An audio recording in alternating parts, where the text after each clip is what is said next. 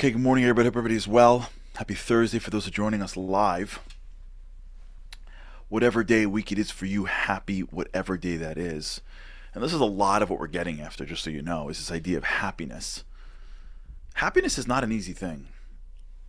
And being constantly happy, which is a mitzvah, a command that was stated by Rabbi Nachman, may not be at the same level as a command that was stated by the Torah, but it's still a massive command. Being constantly happy is a really challenging thing. And if you're going to wait for the circumstances in life to be right, you're never going to be fully happy, because it's never fully right. So much of what we're talking about here is trying to get underneath your mind and start to recognize the habits and the knowledge that we formed in order to question it. I'll give you an example. Take dieting, right? And look at yourself as you reach for the bag of cookies at the end of the night, right? Now, what's happening in your mind is there's a bias, if you can just use the language, towards eating things that taste good, right? So you're going to eat the cookies because your brain says, hey, that thing tastes good. And your brain has enough neuroconnections to tell you when it tastes good, that's enough of a reason to eat something. That's knowledge, my friends. That's a neuroconnection. Not everybody has that.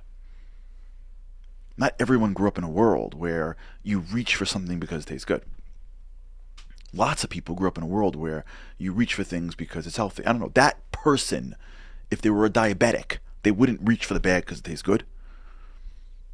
If it was a bag of chocolates and that person was lactose intolerant, they wouldn't just reach for a bag because it tastes good. Right? The people grow up with different relationships to food, but let's assume your relationship to food is there is no boundaries. If it tastes good, just go do it. So you have in you a bias. It's a food bias. And the bias is you eat that which tastes good. Now you're sitting there,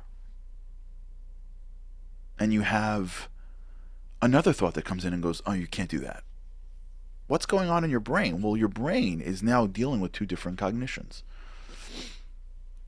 You're fighting in your brain. Which of these neuroconnections, which of these ways of thinking am I going to act on? But what you're really doing is you're uncovering an unconscious bias. The unconscious bias is now becoming conscious. You see, before you dieted, you didn't think about eat the cookies because it tastes good. You just went and eat the cookies. The brain was automatic. The knowledge drove action in an automatic fashion. Once you started dieting, you started to become aware of these thoughts, and then you started acting based on this awareness. So what you've done is you've identified that which was once unconscious or not as conscious, and you've now brought it into the light. And by bringing it into the light, you are now able to try to fight it. If you go to somebody who's doesn't want to diet, who's never dieted, who never cares about dieting, and you're like, by the way, why'd you eat that for? They're thinking, I don't know, because it's food. Why wouldn't I eat it for? They're not even thinking about the thought. I spoke yesterday to somebody about this. They were struggling with their dieting, and I was trying to explain to them that you can't get like super excited about food and get like you can't dream about great eating delicious food and then dream about losing lots of weight. It doesn't work like that unless like you're super young or you're very active. It just doesn't work like that. You have to you have to change your mental connection to food in order to achieve your health goals. When you look at food, and you look at food as if it's delicious, in my mind, I eat it and I get excited for that, it's really hard to then also have that food work for you in a way that makes you healthy. It just doesn't work. They're two different cognitions. They're two different paths. Maybe it works for some people. Maybe people with incredible genes it works for. Maybe people that are doing an enormous amount of calorie output through workout or whatnot. I don't know. Maybe for swimming, like Michael Phelps used to swim, you can eat 10,000. I don't know. I'm just saying, usually a regular human being needs to understand their biases vis-a-vis food and understand what that means.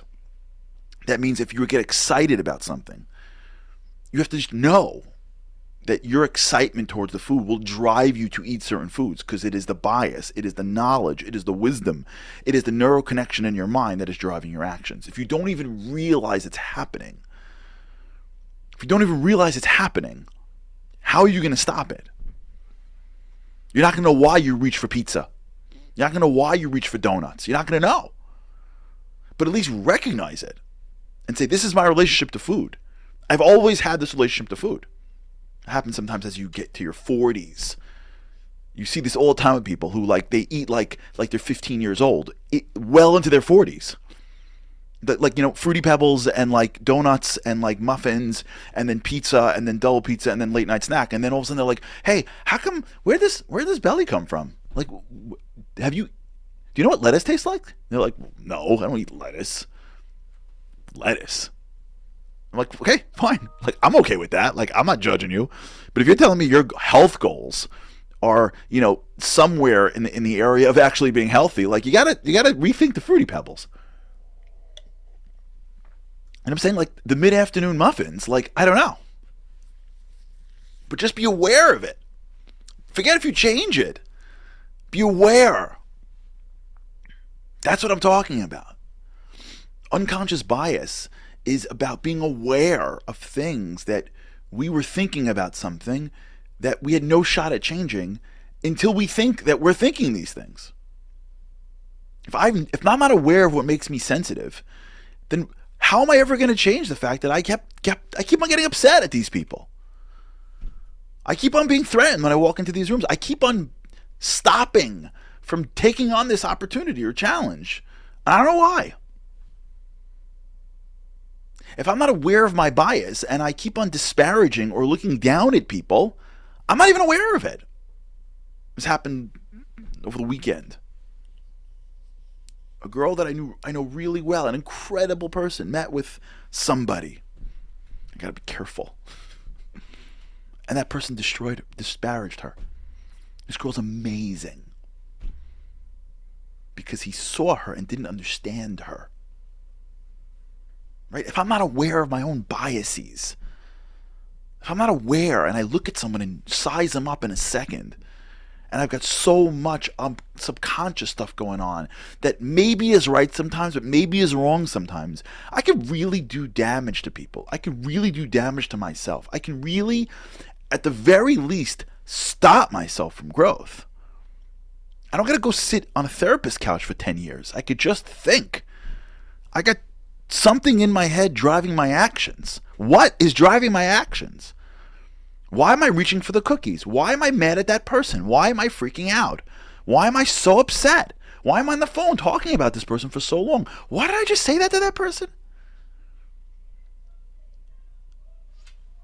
And as I just ask the question, and I'm actually in a moment where I can contemplate, I can think, I come up with some real stuff.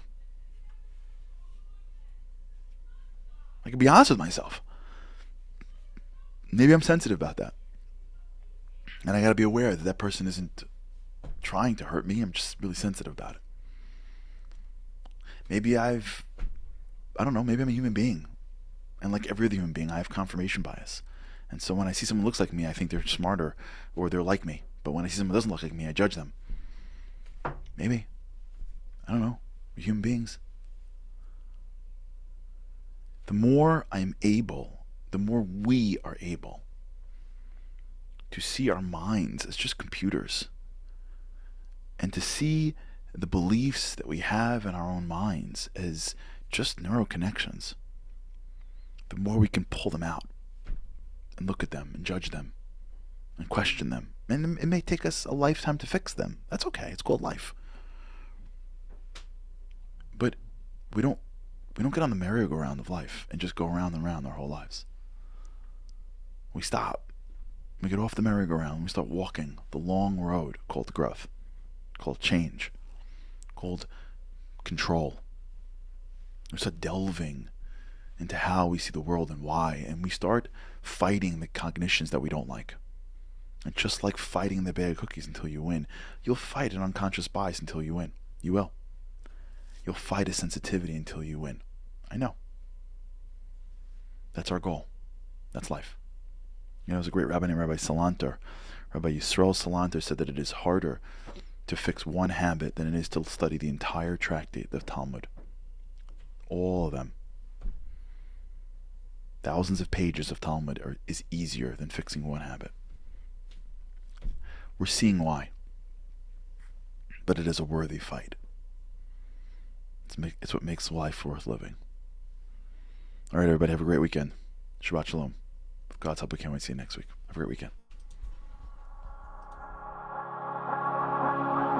Living on a lifeline, the world doesn't ever seem to change. Looking for the sunshine, but you're caught up in the rain. It's like your eyes are wide open, but you cannot see. You're watching life pass you by like 1, 2, 3.